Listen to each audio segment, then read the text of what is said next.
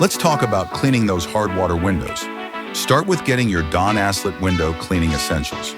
Step 1 is a quick dust, getting all the debris and dirt away. Next, wet your windows with water.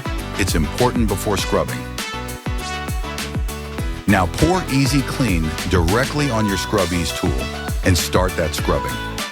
Work the solution across the glass, breaking down the grime. Now repeat that step again and scrub away. For those extra stubborn spots, use the Don Aslett razor blade. Now rinse the window down with water and we're on to the squeegee. Work the squeegee from the top to the bottom.